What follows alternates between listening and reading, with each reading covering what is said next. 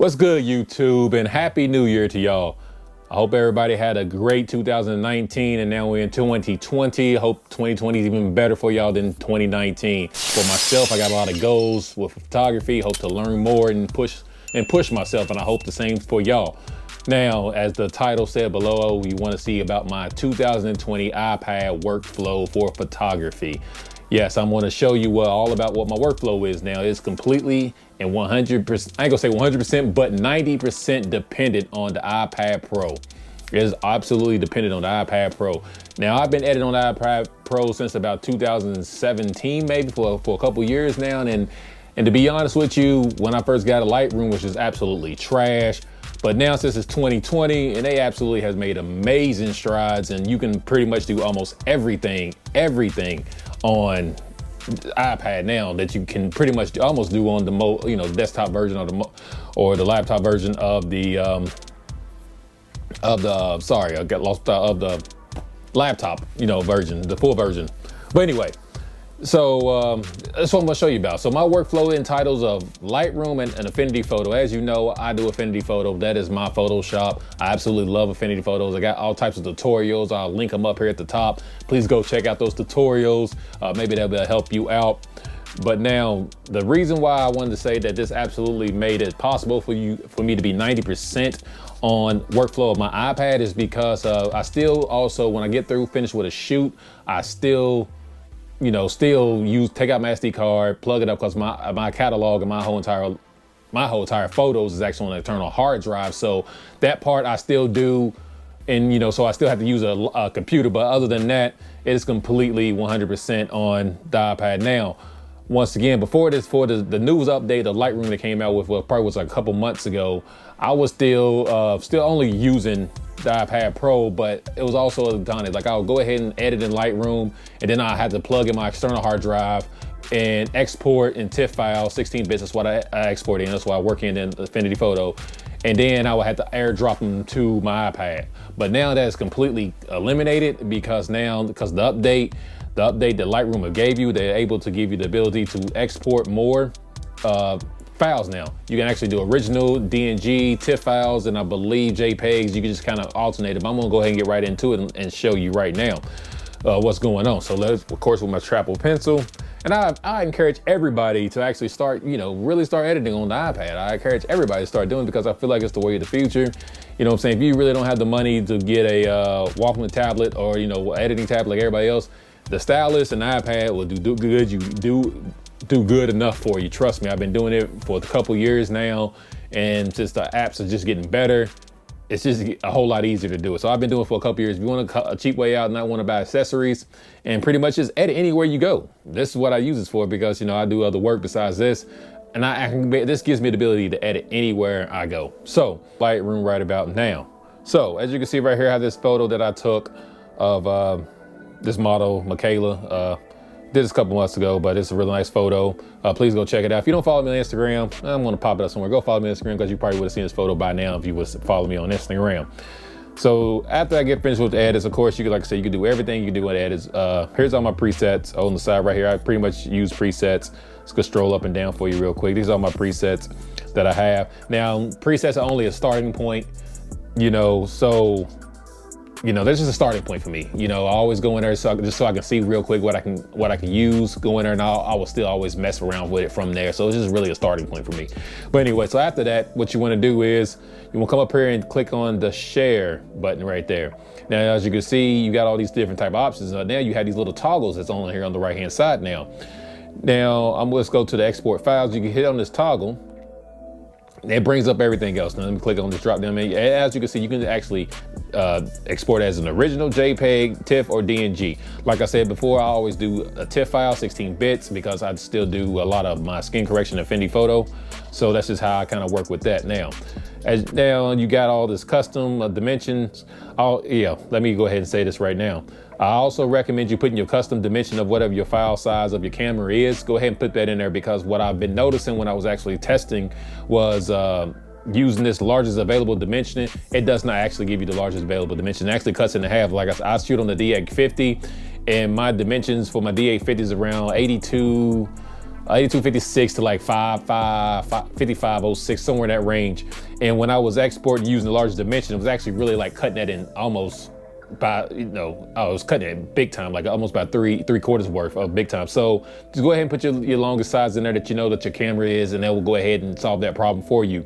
So then after that, I got my TIFF. I don't put anything on the thing. And then to go down to more options, you have the ability to file name everything. I always use my file names or whatever the model is named. That's what I will put in, and I will have the custom sequence from there, because I still save my original. That's why I got external hard drive, because I still save my original files.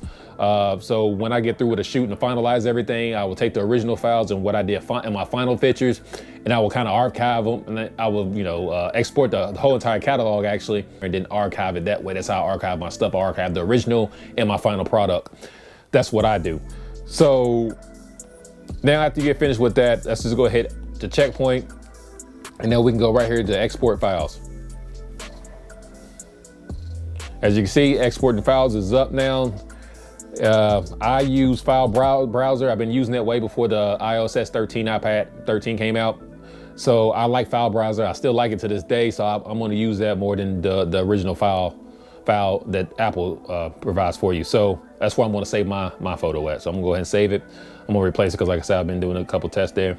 So now after you get finished with this, what you want to do now is, let's go back. I'm gonna go straight to Light. Let's go ahead and open up Affinity Photo. This is Affinity Photo. I'm gonna go ahead and come up. I like drag and drop method. Let's go find our file, test file, pop it in there. Let's swipe that out the way. Wait for it to copy. There it is. Let's open it up. And there you go, right there. It is completely in their TIFF file with your dimensions. So from here, I will go ahead and do all my normal retouching and whatever I got to do. There's a click, there's a link up the top showing you my tutorials of how I do my skin retouching in Affinity Photo. Please go check that out as well. So anyway, after I get finished with this part of it, I'm completely done. Export it. Now I'm going to export it in TIFF. Now I always exported it, my final picture, I always exported in TIFF 8-bit, just to kind of save little file sizes for me. So that's what I always do. That's what makes me comfortable right here. But I'm gonna tell you the kicker. There's another reason why I have not went to Lightroom and just absolutely 90% of my editing on here was because I like Watermark. I like watermarking my images. And as everybody knows, Lightroom watermarking absolutely sucks. But I found a YouTuber named Spyro, I believe. I'll link his video at the top, go check it out. He actually has a method he created a shortcut where you can able to watermark your image. And that's what actually completely got me all the way, to my workflow. But if you don't watermark your images, you probably already would have been doing this workflow, or maybe you have, maybe you're not. Maybe you didn't know that Lightroom came with the ability so you can export more than just JPEGs now. But anyway, so after I get finished with that, I come in here, hit the share button. I'm going to save files. Now, this is where it's a lifesaver. Thank you, Spyro, for doing this, because this is absolutely a lifesaver for me. I loved it. So after I get finished with this, I'm gonna go to my iDrive, go to shortcuts. I'm gonna go to watermarking. This is what Spyro made. Like I said, I'm gonna link his video in the description. I'm gonna link it up there, tag it, go check it out. If you really wanna get this, I pay like $2.99 for this. It's really cheap, what I'm saying? He made a shortcut, it's absolutely awesome. So anyway, so I have to go there, go to watermarking, to be watermarked. So I'm gonna access, I'm gonna save my final file, is to be watermarked. So I'm gonna save that, and I'm done, right?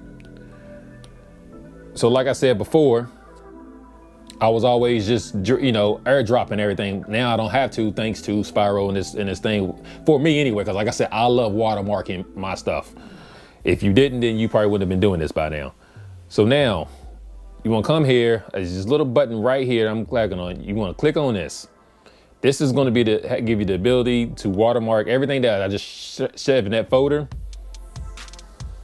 I'm gonna hit yes. You see this little thing right there? Do you wanna preview your watermark? I wanna say yes, because I wanna preview it. I'm gonna put it at the bottom left. That's where I always put mine at. I'm gonna put it at 30%. And then the preview is gonna come up. As you can see down there, my watermark's right on here. And after it looks good to me, I'm gonna hit done. They're gonna say, ask me, do I need to adjust the size? I'm gonna say no.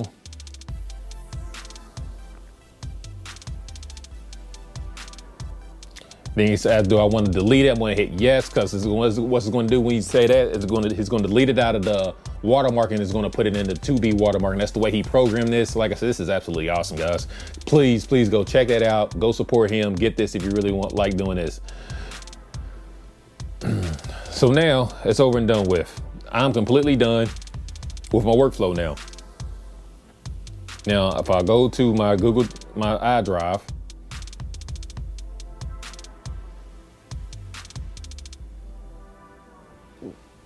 go to shortcuts. Like I said, there was nothing in here, but now watermark images, you go in here. It's still uploading. I'm gonna let it do its thing right now. Still uploading. Right now, like I said, and then you go back to here, watermarking done. Your watermark's in there. It's on your iDrive. So therefore now, since this is done on my iDrive now, I don't have to use the AirDrop. I just go straight to my MacBook Pro. And then from there, I would just go ahead and download them and just go ahead and just put them to my external hard drive. So that is my 2020 iPad workflow. Like I said, I just found out about that watermarking shortcut by Spyro. It was absolutely, oh, it's amazing. But like I said, I really encourage everybody to start really getting on the iPad. I think this is where everything is going at. It's the future. But if you like my content, please consider yourself subscribing to my content. And a happy 2020 to everyone in there. And I really hope that you go out and enjoy, you know, this workflow. I hope that you incorporate my workflow to your workflow. You know what I'm saying? So, this is the end. I'm rambling. I always ramble. But until the next video, I see you at the end. Peace.